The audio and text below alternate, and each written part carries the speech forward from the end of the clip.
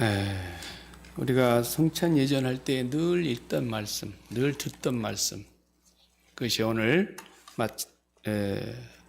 고린도전서 11장에 있는 말씀이죠. 제가 이제 그 성찬에 관련된 말씀만 딱 낭독을 했지만 오늘은 처음부터 그 부분의 끝까지 다 같이 우리가 교독을 했습니다. 그래서 이 문제도 바울에게 편지를 할 때에 교회가 이 문제에 대해서 사도 바울이 바르게 잡아주도록 편지를 할 때에 고린도 교회가 물은 겁니다. 물었으니까 바울은 또 이 문제에 대해서 답변을 합니다. 참 고린도 교회 문제 많았죠. 고린도 교회처럼 성령의 역사가 또 강력한 교회가 없었어요. 그렇지 않습니까? 막 은사가 많이 나타나기도 하고. 그런데 은사 받은 사람들이 사실 문제가 많거든요. 전부 교만하고 내 은사가 뭐 더 뛰어나다는 식으로 그냥 의시되고 굉장합니다. 교회 안에는 그런 은사가 왜 주어지는지도 모르면서 그냥 은사주의자들이 너무 많은 교회를 무질서하게 해요. 그래서 오늘 고린도 교회의 애찬과 성만찬 이 문제를 우리가 한번 짚고 넘어가야 되겠다. 2달 전에 우리가 성만찬에 대해서 십자가 생활화 모임 가질 때에 했었죠. 그때 우리가 이 본문을 다루기도 했었는데 애찬은 그냥 우리 예배 마치면 정심 오찬하죠. 근데 이분들은 이제 주로 저녁에 모이니까 디너, 정찬을 했어요. 저녁 식사를 교회에서 모인 사람들이 하는데 그때라면 교회라 그러면은 집에서 모이는 거예요. 예배당이 없어요. 그때는 집에서 몇몇 집이 자기들의 집을 개방해 가지고 그곳에서 모이는 거예요. 근데 이제 그 모이는 집에 예배를 드리러 갈 때마다 반드시 하는 것이 뭐냐면 애찬과 성찬이 있는 거예요. 1부가 예배라고 하면은 바로 2부가 예배가 이어지는데 애찬이에요, 그게. 우리가 저쪽에서 밥 먹는 건 예배가 아닌 게 아니에요. 예배의 연속이에요. 그리고 그 애찬식의 끝무렵에 가서 성찬식이 이어지는 거예요. 그러니까 성찬식도 또 따로 있는 게 아니에요. 우리도 사실 여기서 그냥 예배 드리고 2부로 저쪽으로 가서 식사하고 식사 끝무렵에 성찬 예전에도 아무 문제가 없어요. 뭐 원칙이 있는 건 아니고 오히려 그게 원칙이에요. 사실로 보면. 그런데 이걸 로마 교회가 지내오면서 1000년 이상 거의 1500년 동안을 아주 거룩한 예배의 한 의식으로 만들어 놨어요. 그러니까 이게 그냥 아무나 생각도 못할 정도로 이 성찬 예식이 가톨릭에 의해서 어떤 면에서 보면은 우리가 드리는 일부에 이렇게 예배 드리는 것보다도 그들은 미사라 그러잖아요. 그 미사 중에서도 이 예수님의 살과 피를 먹고 마시게 되는 성만찬 시간, 그게 그 사람들에게는 피크예요. 제일 중요한 거예요. 그것을 집리하는 순간에는 움직이도 못하게 해요. 천주교에서. 만약에 누가 잡담을 했다. 그러면 박 목사 같은 사람은 그래도 조금 봐주는데 성격이 대쪽 같은 신부님들은 바로 잡아냅니다. 애기도 못 들어가요. 그 미사 장소에. 왜냐하면 애기가 뭔 소리를 내면 안 되니까. 그렇게 엄격하게 합니다. 숨도 제대로 크게 못 쉴 정도로 엄숙합니다. 감기 걸린 사람도 거기 들어가면 안 돼요. 그런 정도로 천주교는 미사에다 생명을 걸어요. 정신 나간 거죠, 사실.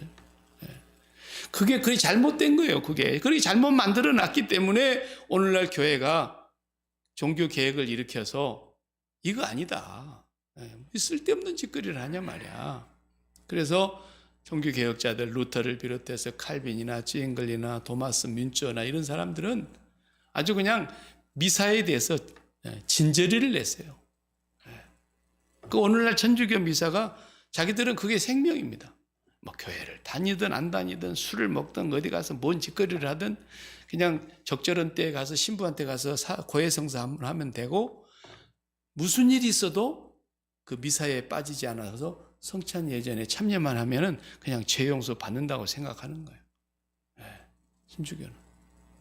전주교 내가 여기서 지금 비판할 가치도 없지만 제가 10월 달 한 달 동안에 우리 장신대 신대원에서 그 종교개혁 신학을 가르치게 되는데 종교개혁 신학의 내용에 그 성찬 예전에 대한 것도 나와요. 천주교는 화채설을 믿어요. 화채설. 영어로는 트랜스라는 것이 바뀌어진다는 말 아닙니까? transubstantiation 그래요. substantiation, transubstantiation. 그러니까 이건 뭐냐면 신부가 이렇게 손을 들어서 이렇게 축도를 하면은 그 막 금잔이 놓여 있잖아요. 거기에 우리는 그냥 은색깔로 되어 있는데 거기는 금이에요. 금, 진짜 금. 거기다가 예수님의 피를 상징하는 그 포도주를 담아놓고 이쪽에 또 그 천주교는 그걸 만들어내는 기관이 따로 있어요. 절대로 다른 걸 쓰면 안 돼요. 그래서 그거 이제 빵을 상징하는 것이 그게 플라스틱 같아가지고 납작하게 눌려놔가지고 그냥 밀랍 같아 입에 넣으면 녹아요 그냥. 우리도 요즘 그런 거 약간 쓰는데 천주교는 또 그런 것도 안 해요. 더 엄숙하게 만들어요. 그 왜 그러느냐? 신부가 그걸 딱 차려놓고 축도를 먼저 하는 거예요. 하나님 앞에. 감사 기도를 드렸다 그랬으니까. 감사 기도를 드리는 순간에 여기 주전자에 담겨져 있는 포도주는 예수님의 피로 화채, 변해버렸다는 거예요. 그게 transubstantiation이에요. 완전히 바뀌어져 버린 거예요. 지금 이걸 뚜껑을 열면 피비린내가 나야 한다는 거예요. 그리고 여기 지금 떡이라고 만들어 놓은 이것은 예수님의 진짜 몸이라는 거예요. 진짜 몸. 살. 이것이 신부의 숙도하는 순간에 바뀌었다고 그들은 믿는 거예요. 그러니까 그거 한 덩어리 한 덩어리를 예수님의 살과 피로 그들이 대하는데 얼마나 엄격하게 대하는지 몰라요. 숨도 못 쉰다니까. 그리고 그 한 방울도 헛되게 땅에 떨어지면 안 되는 거예요. 그러니까 그 남은 것은 전부 누가 먹어요? 신부나 주교님들이 다 먹으니까. 왜? 워낙에 형들 술을 잘하니까. 뭐 코코토리가 빨개 딸기꽃 같이 돼가지고 있어요. 원체 술을 잘 먹으니까 뭐 맥주 같은 건 아예 그냥 물 대신 먹잖아요, 그 사람들은. 그러면서 예수님의 성찬하고 남는 건 다 마셔요, 자기들이 한 방울도 남지 없이. 왜? 예수님의 피니까. 그러니까 천주교에서는 그렇게 가르치고 로마 천주교가 그렇게 해놓으니까 아주 그냥 진저리가 난 거예요, 진저리가. 종교 개혁자들한테서. 그래서 개혁자들이 그걸 바꾼 거죠. 그래서 이제 루터가 성찬에 대해서 뭐라고 얘기했냐면 이것은 영적 공제설이다 그랬어요. 아까는 transubstantiation이라고 그랬는데 루터는 영어로 constantiation. 그러니까 그 말이 그 말 같아요.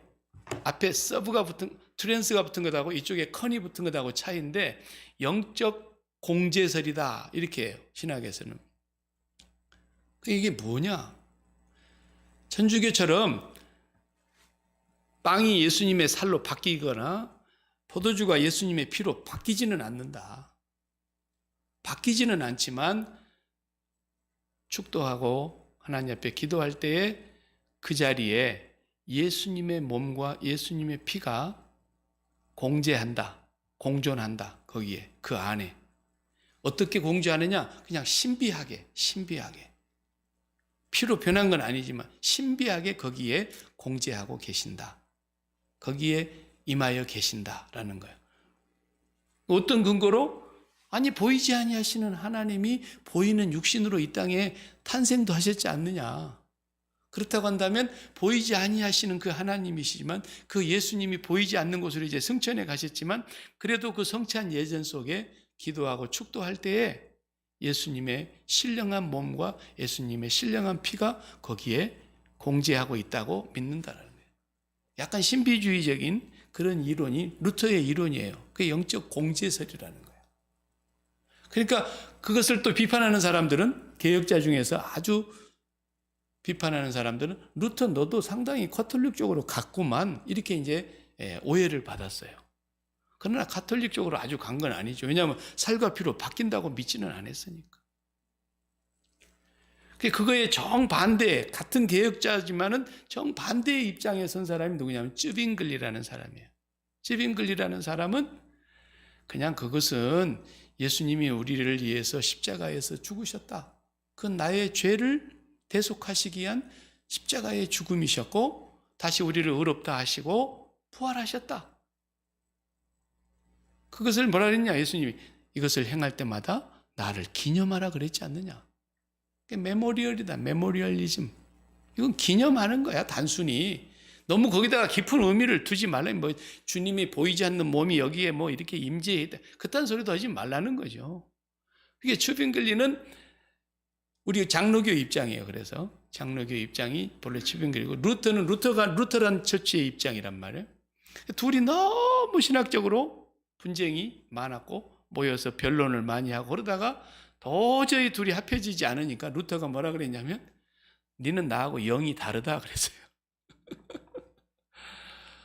루터는 성령이면 이건 뭐예요? 영이 다르다는 거죠. 니는 악령이야. 그렇게 말한 것이지만 그렇게까지는 뭐 험악하게 말을 안 했어요. 당신은 나의 영과 다릅니다. 이래 버렸어요. 그리고 죽을 때까지 다시 안 만났어요. 이 성찬 논쟁 하나 때문에 참 이게 무서워요. 이런 논쟁들이. 그러니까 이 두 사람을 화해시켜 보려고 가장 노력한 사람이 누구냐?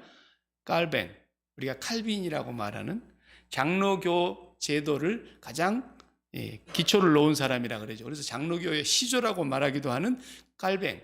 이 칼빈 선생이 두 사람을 화해시켜 보려고 그 사람이 주장하는 성만찬은 뭐였냐면 영적 임재설이다.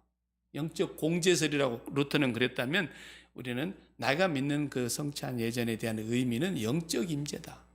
그러니까 뭐 살과 피로 변하는 것도 물론 아니거니와 부활하여 살아계신 하나님 예수님께서는 그의 영으로 우리에게 오셨지 않느냐. 성령으로. 성령을 보내주셨으니까 말씀과 성령을 통해서 이 성만찬 예전에 우리가 빵을 먹고 잔을 마실 때에 주님은 영적으로 우리에게 성령으로 임하신다. 성령으로 임재하여서 우리에게 힘을 주시고 우리에게 새롭게 하시고 능력을 베푸신다는 거죠. 영적인 임재설. 이것은 그냥 스피리추얼 프리센스. 영적으로 그냥 임재하시는 것이다.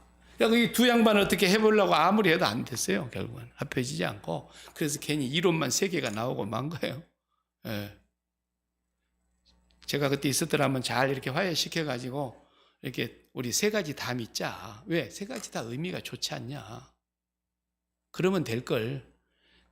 그냥 내가 주장한 건 뭐 옳다고 이래가지고 나눠져가지고 종교 개혁자들끼리 나눠져 있으니까. 보세요. 지금 천주교는 그대로 뭐 끄떡 않고 하나로 내려오잖아요. 지금 2000년 동안. 근데 이 개신교 나눠져 있는 거 보세요. 개신교는 신학이 그러기 때문에 나눠지는 거예요. 계속 나눠지는 거예요. 또 신학만 달라서 나눠지는 게 아니에요. 서로 또 총회장 한번 해먹으려고 높은 자리에 들어가 있는데 대통령은 둘이 못 해먹잖아요. 자리가 하나뿐이니까. 근데 뭐 총회장 그까짓 건 뭐 내가 해보고 싶은데 하나밖에 안 되면 못하니까 우리 교단 하나 만들자. 그래갖고 만든 교단이 200개가 넘습니다. 지금 200개가 넘어. 그러니까 그래갖고 총회 만든 사람들은 다 나중에 벌 받았을 거예요. 내가 볼 때 주님 앞에 회개 안 했으면. 어쨌든 쓸데없는 얘기 그만하고 이 성만찬 논쟁으로 인해서 교단이 그렇게 어려운 문제가 많이 생겼는데 고린도 교회는 예수님 부활하고 승천하신 뒤에 얼마 되지도 않았는데 60년도 채 안 되는 그 시절에 고린도 교회가 이 문제가 생겼단 말이죠. 그러니까 애찬을 하다가 문제가 생긴 거예요. 오늘 이제 우리가 읽어보겠어요. 애찬을 보면은 자 20절을 보세요. 20절. 그런즉 너희가 함께 모여서 주의 만찬을 먹을 수 없으니 그랬어요. 너희들은 성찬식을 할 수 있는 자들이 아니야. 지금 얘기해요. 성찬식을 해서도 안 돼. 너희들은 지금. 그렇게 지금 얘기하고 있는 거예요. 왜냐하면 17절에 말한 대로 교회의 유익도 안 되고 차라리 안 모이는 게 나을 정도로 돼버렸다 이 말이에요. 교회가. 매번 모일 때마다 초대교회는 성찬 예전을 했거든요. 애찬식과 성찬 예정이 항상 있어요. 우리는 한 달에 한 번 하지만 거기는 매번 모일 때마다 있었거든요.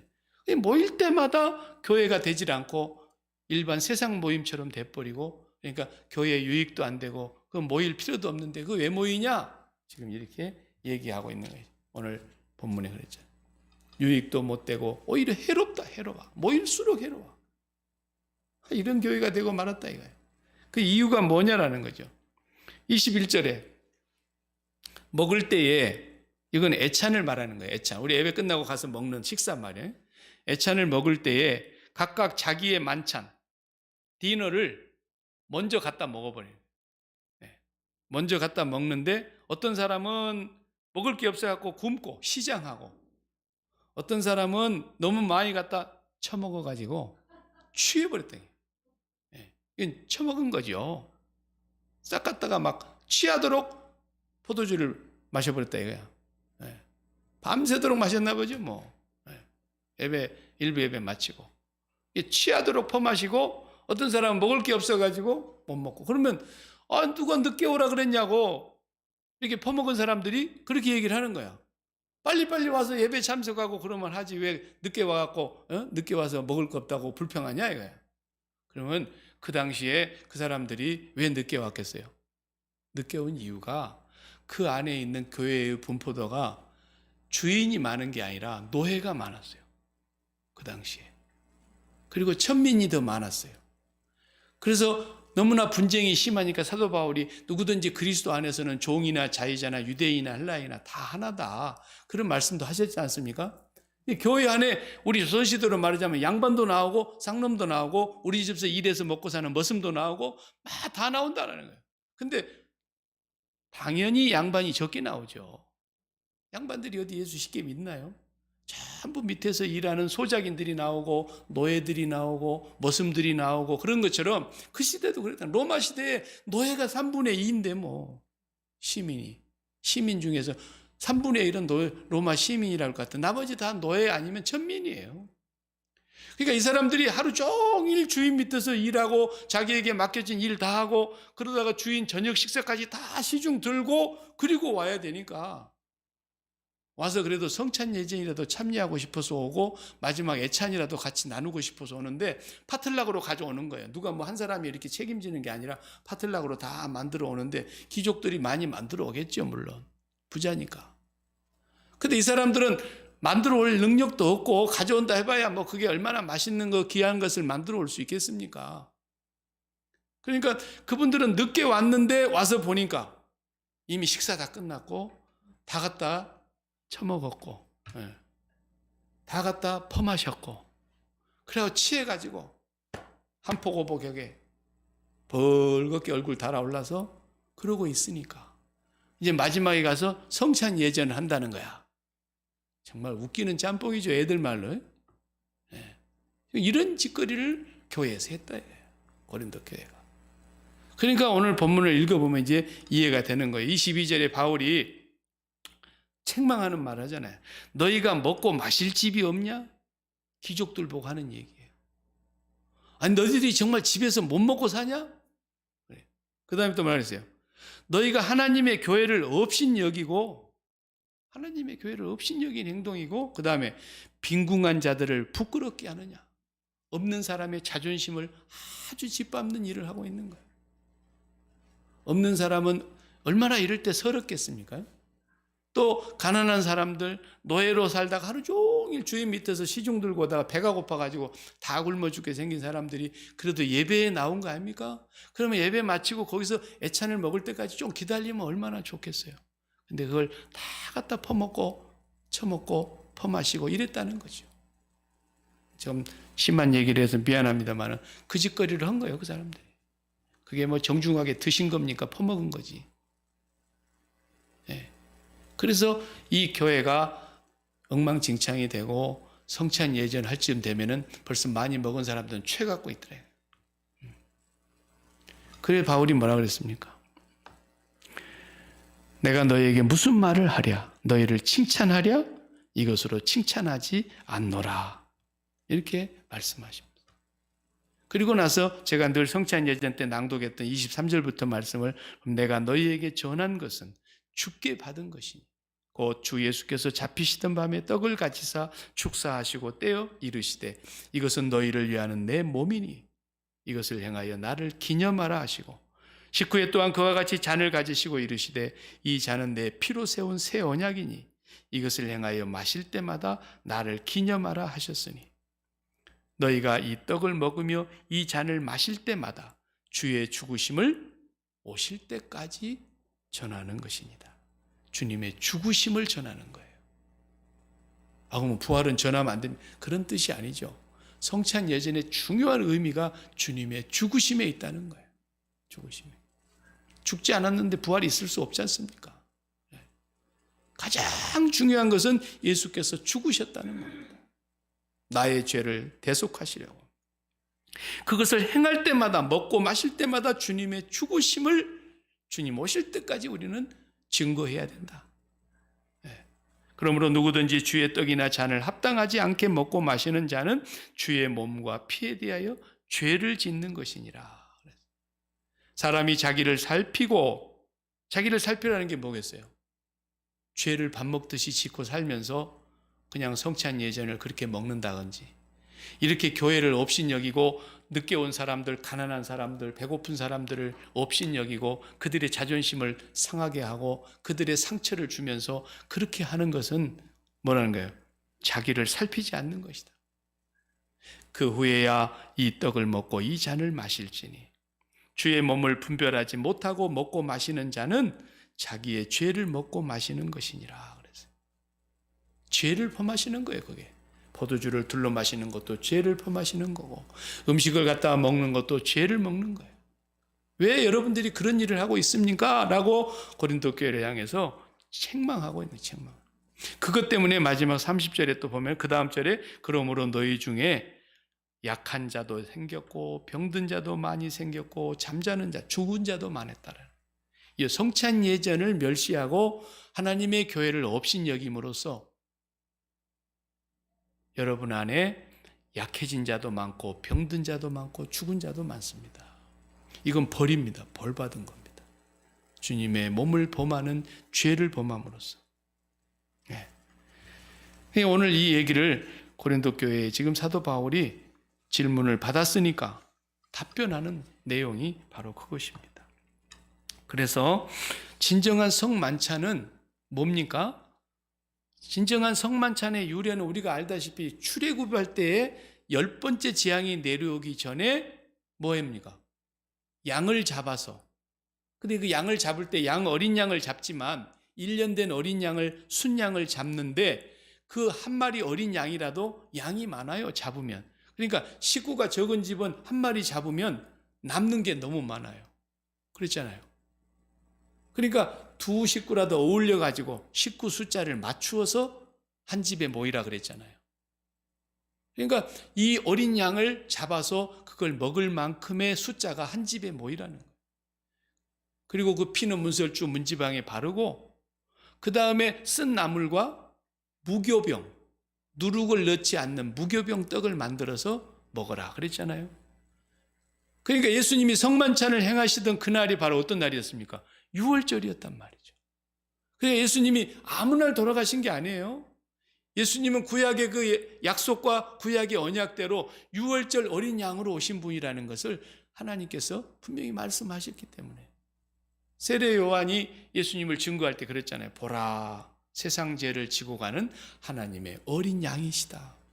6월절 양을 얘기하는 거예요. 그래서 예수님이 이제 그 6월절 1년 된 순양을 잡아서 그 양의 피로 문에 바르고 그 다음에 고기를 구워 먹고 그 뼈는 하나도 꺾지 말지니 그랬잖아요.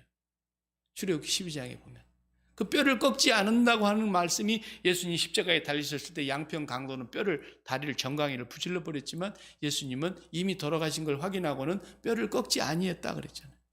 그것까지 다 성취된 거예요. 이는 성경을 응하게 하려 하심이라.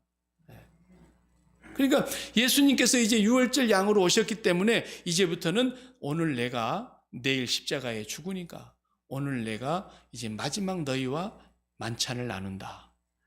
근데 그 만찬의 양식이 빵 하나만 특별해요. 유월절이 되면은 보통 빵으로는 안 돼요. 발효해갖고 누룩을 넣어서 그렇게 만든 빵은 평시에 먹는 거지만 유월절이 시작이 되면은 집안에 누룩 하나도 남김없이 다 치워야 돼요. 그리고 누룩이 없는 빵을 만들어야 돼요. 그 빵을 만들어서 이제 먹는 거예요. 그 누룩이 도대체 뭘 의미하느냐 하는 것은 우리가 다 앞에서 배웠어요. 일단은 어쨌든 그런 누룩 없는 빵과 쓴 나물 그리고 양고기를 불에 구워서 서가지고 먹으라 그랬어요. 앉아서 먹지 말고 허리띠를 띠고 신발 신고 손에 지팡이를 들고 급히 먹으라 그랬어요. 왜? 날 새자마자 나갈 거니까. 준비 다 출발 준비해갖고 먹어야 된다는 거예요. 그래서 그렇게 지켰던 그 유월절 그날 밤에 예수님이 이 성만찬을 행하심으로 나는 유월절 어린 양으로 온 자야. 그리고 이제 내 살과 내 피를 먹어야 돼. 이제는 앞으로 어린 양 잡아 먹을 필요 없어. 램을 먹어야 되는 게 아니라 내가 하나님의 어린 양이니까 이제는 내가 십자가에서 못 박히고 피 흘려 죽는 나의 몸과 나의 피를 너희가 계속 먹어야 된다 그랬어요. 그래서 요한은 우리가 앞에서 보았듯이 요한복음 6장에 내 살을 먹고 내 피를 마시는 자는 그랬잖아요. 밤대로 또 내 살을 먹지 않고 내 피를 마시지 않는 자는 그 속에 영생이 없느니라 그랬잖아요. 계속 먹는 얘기 해주신 거예요, 주님은. 이것은 특별한 것이 아니고 본래 늘 먹던 양식이었어요. 그들은 양고기 잡아 먹죠. 유월절이라고만 양 먹는 게 아니고 그들은 평상시 양을 잡아 먹어요. 평상시에 와인이 그 사람들은 주 음료예요. 그리고 평상시 그들은 빵을 먹어요. 단지 그 빵이 누룩이 있는 빵이냐 없는 빵이냐만 다른 거지. 그러니까 일상 양식입니다, 그들은. 그래서 성만찬과 애찬은 붙어 있는 것이고 이게 밥 먹다가 어차피 빵 차려놓고 와인 따라놓고 애찬을 먹는데 그 애찬식 자리에서 도로 성찬을 행한 것일 뿐입니다, 예수님께서. 그 빵 그대로 쪼개고 그 잔 그대로 부어서 이건 내 몸이고 이건 내 피야 이러신 거예요. 그렇기 때문에 우리가 이 성찬 예전을 너무 거룩하게 막 천주교처럼 그렇게 피로 변하고 살로 변했다고 그렇게 만들어가지고 숨도 제대로 못 쉬게 해가지고 사람들을 올가매는 건 그건 아닌 거예요. 제가 그래서 지난 그 소그룹 모임 때 그걸 얘기했던 거죠. 교회 안에서 목사가 집례하고 당회가 집례하는 이 성만찬이라고 하는 것은 교회의 질서상 거룩한 주님의 만찬식을 아무렇게나 해서는 안 되기 때문에 교회의 질서상 그걸 하는 것이고 여러분이나 저나 그리스도 예수 안에서 다 뭐예요? 뭐라 그랬어요? 우리를 보고 왕 같은 제사장이라고 그랬지 않습니까? 그러니까 여러분들이 나아가서 여러분의 가정 속에서 직장 속에서 모든 생활 속에서 여러분들이 성찬식을 직접 가져야 된단 말입니다. 여러분이 제사장인데요. 목사만 하라고 성경에 어디 기록된 적이 있습니까? 이건 교회의 질서의 문제예요. 질서의 문제. 그리고 교회 안에서 한 달에 한 번을 하든 매주일 하든 1년에 2번 하든 그것은 교회가 정해서 하는 것뿐이에요. 몇 번 해야 된다는 원칙이 있는 게 아니라 어차피 원칙이라고 말할 것 같다면 예배 때마다 해야 됩니다. 오늘 저녁에도 해야 됩니다. 수요일 날도. 예배가 있는 날은 반드시 성찬 예전을 했습니다. 초대교회는. 그렇지만 우리가 교회의 여러 가지 역사의 어떤 전통의 그런 것을 우리가 따르다 보니까 전도사님으로 모시고 있는 교회들은 목사가 없으니까 성찬 예전 집례를 못 하잖아요. 전도사님은. 못하게 해놓으니까 헌법에. 그러니까 당회장님을 정해갖고 당회장님 1년에 2번 겨우 오시는 거야. 그 오실 때 세례식 한번 베풀어주고 그 다음 성찬예를 한번 집례해주고 그러고 가시는 거예요. 예. 교회 질서 때문에 그런 것이지 전도사님이 성찬예전 집례한다고 주님이 싫어하겠습니까? 절대로 나는 그렇지 않다고 믿습니다. 우리 주님은. 다만 우리가 교회의 질서와 여러 가지 교회의 전통을 지켜야 되기 때문에 질서상에서 교회에 분란이 일어나지 않게 하기 위해서 그러는 것이지 성만찬 예전은 왕같은 제사장인 우리 모두가 날마다 지켜야 되는 것입니다. 그래서 제가 일상의 식사에서 그냥 성만찬이 이어지는 거였죠. 그렇지 않습니까? 일상의 유월절 만찬에서 그냥 성만찬이 이어진 거였어요. 그래서 제가 말씀드린 것입니다. 미국 사람 같으면은, 저 맥도날드를 좋아하는 사람 같으면 맥도날드에서 빵 하나 넣고 콜라 하나 시켜놓고 그것을 먹으면서 주님의 죽음을 같이 먹을 수 있지 않냐 이 말이에요. 내 몸을 위해서 오늘 일을 해야 되니까 내 육신이 힘을 얻기 위해서 에너지를 공급받기 위해서 여기 빵을 먹고 여기 지금 콜라를 마시고 있는 것처럼 나는 오늘 또 주님이 나의 영혼의 양식임을 믿고 주님이 나의 죽음으로 양식이 되어 주셨으니까 나는 오늘 또 내 영혼이 주님의 죽음을 먹습니다.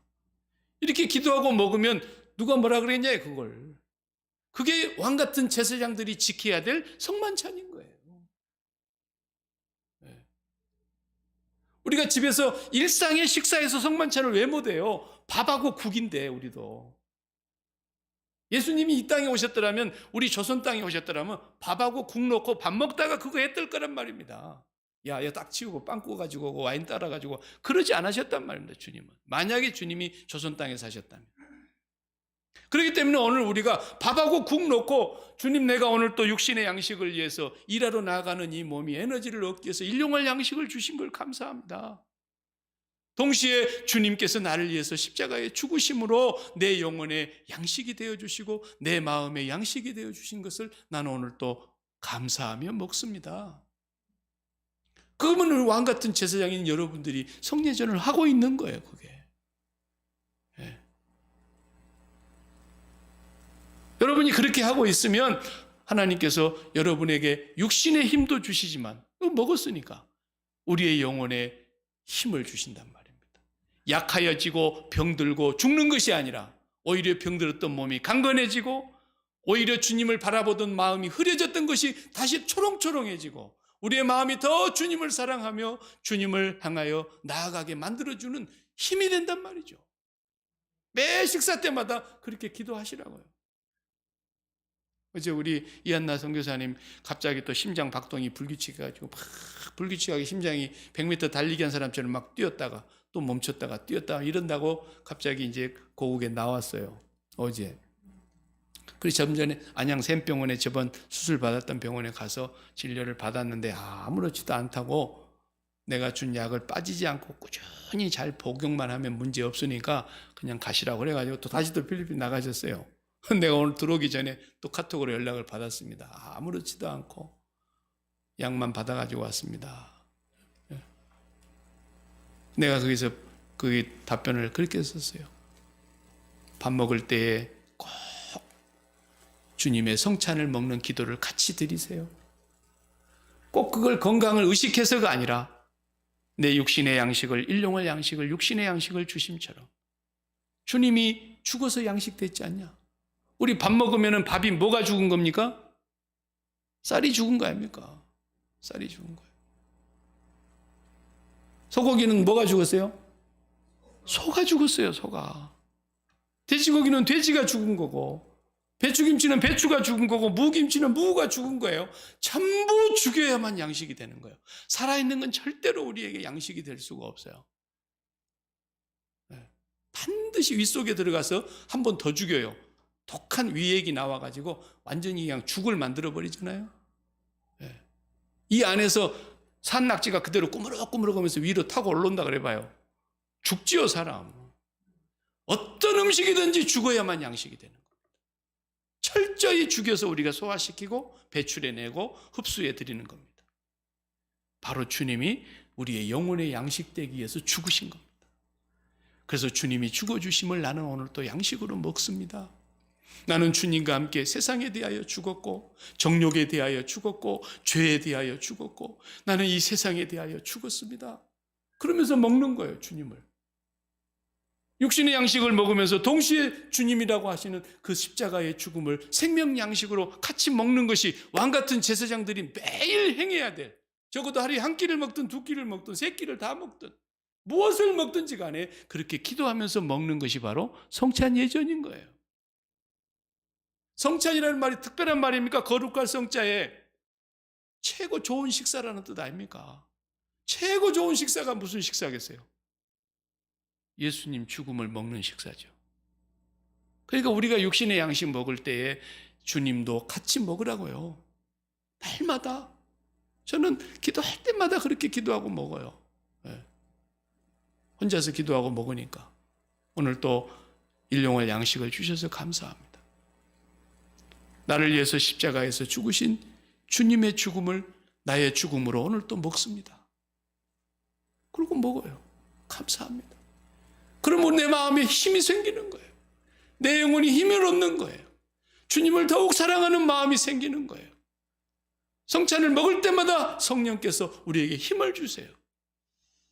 세상을 이길 수 있는 힘을 주시고, 세상을 떨쳐낼 수 있는 힘을 주시고, 세상에 무릎 꿇지 않을 수 있는 힘을 하나님께서 주신단 말이죠.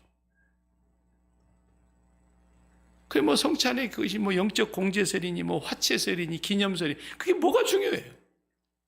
참 정신 나간 사람들 많아요.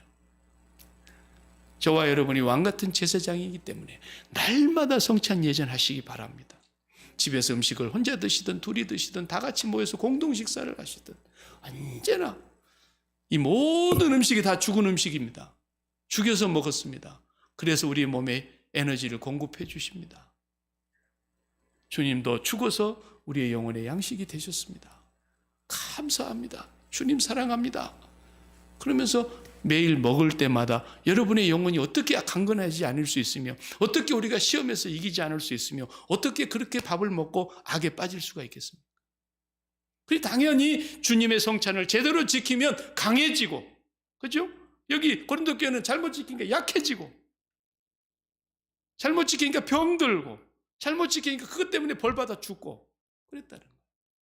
오히려 강해지고 있던 병이 낫고 우리의 영혼이 팔팔해져서 더욱 주님을 사랑하는 그런 교회가 돼야 된다는 거죠. 그러니까 이 성찬을 어디로 해야 돼요? 천주교처럼 저렇게 가둬놓고 성당에서 숨도 제대로 못 쉬게 해야 될 것이 아니고, 이걸 가정으로 가지고 가야 될 일이에요. 이게. 여러분의 식탁으로 성찬을 가져가시기 바랍니다. 여러분의 놓인 성찬을 여러분이 식탁에서 먹으면서 성찬과 함께 잡수시기 바랍니다. 예수님의 죽음을 먹는 사람은 다 성례전을 스스로 거행하는 왕같은 제사장이 되는 것입니다. 이것이 오늘 우리 교회가 다시 회복해야 되고 이걸 다시 개혁시켜야 될 부분인 것입니다.